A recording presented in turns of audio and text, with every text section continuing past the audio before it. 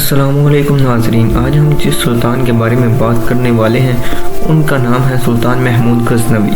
سلطان محمود غزنوی جو 971 عیسوی میں موجود افغانستان کے شہر غزنی میں پیدا ہوئے، وہ ایک عظیم فاتح اور غزنوی سلطنت کے بانی تھے۔ ان کا پورا نام محمود بن سبکتگین تھا۔ وہ غزنوی خاندان کے تیسرے سلطان تھے اور ان کی حکومت کا دور 971 عیسوی سے 1030 عیسوی تک جاری رہا۔ ان کی سلطنت موجودہ افغانستان، ایران، پاکستان اور شمالی ہندوستان تک پھیل گئی تھی اور ان کی فوجی فتوحات نے انہیں تاریخ کے عظیم ترین مسلم حکمرانوں میں شامل کر دیا۔ سلطان محمود غزنوی کا تعلق ایک فوجی خاندان سے تھا۔ ان کے والد سبکتگین غزنوی سلطنت کے بانی تھے اور وہ ایک ایرانی نژاد غلام تھے جنہوں نے غزنی کو فتح کرنے کے بعد ایک سلطنت قائم کی۔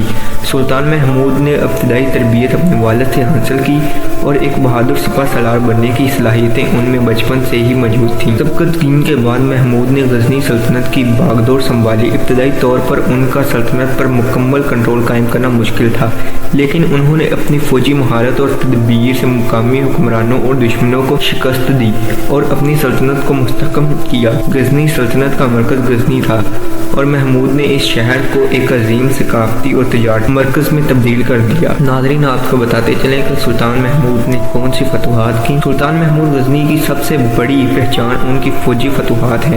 ان کی حکومت کا بیشتر وقت ہندوستان میں مہمات گزارنے میں گزرا۔ انہوں نے متعدد بار ہندوستان پر حملے کیے، جن میں 17 سے زائد جنگیں شامل ہیں۔ ان حملوں کا مقصد نہ صرف ہندوستان ان علاقے پر قبضہ کرنا تھا، بلکہ وہاں کے ہندو مندروں سے دولت اور خزانہ حاصل کرنا بھی تھا۔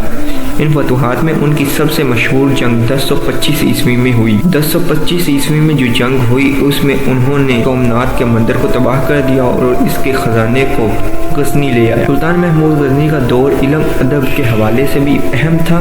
غزنی کی سلطنت میں فلسفہ، طب اور سائنسی تحقیق کی اہمیت تھی۔ سلطان محمود نے علم و فنون کے مراکز قائم کیے اور اپنے دربار میں مشہور دانشوروں اور شاعروں کو مدعو کیا کرتا۔ ان میں سب سے مشہور فرید الدین اطار اور حکیم ابو علی سینا تھے، جنہوں نے ان کے دربار میں اپنی خدمات پیش کیں۔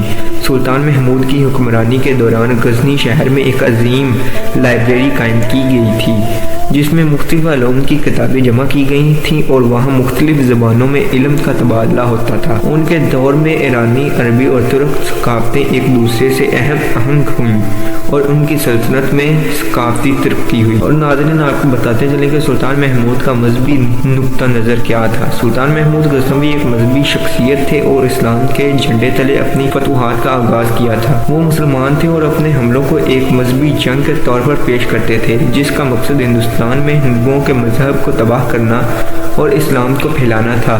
ان کے حملے زیادہ تر ہندوستان کے شمال مغربی حصوں میں ہوئے، جن میں موجود پاکستان، افغانستان اور شمالی ہندوستان شامل تھے۔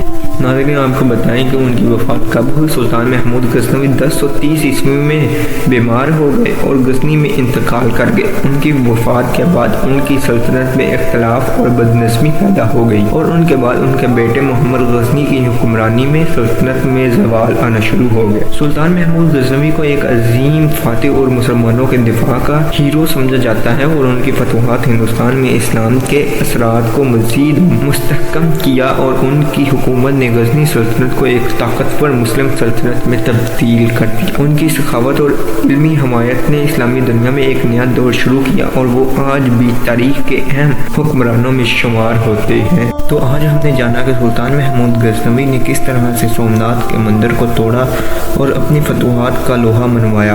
تو ناظرین، آپ کو ویڈیو کیسی لگی کمنٹ باکس میں بتا سکتے ہیں۔ اگر آپ کو ویڈیو اچھی لگے اور انفارمیٹو لگے تو ویڈیو کو لائک کریں، چینل کو سبسکرائب لازمی سے کر دیں اور بیل آئیکن کے بٹن کو لازمی سے پریس کر دیں تاکہ ہماری آنے والی ویڈیو کا نوٹیفیکیشن جلد از جلد آپ تک پہنچتا رہے۔ شکریہ۔ اپنا اور اپنوں کا بہت زیادہ خیال رکھیں۔ اللہ نگہبان۔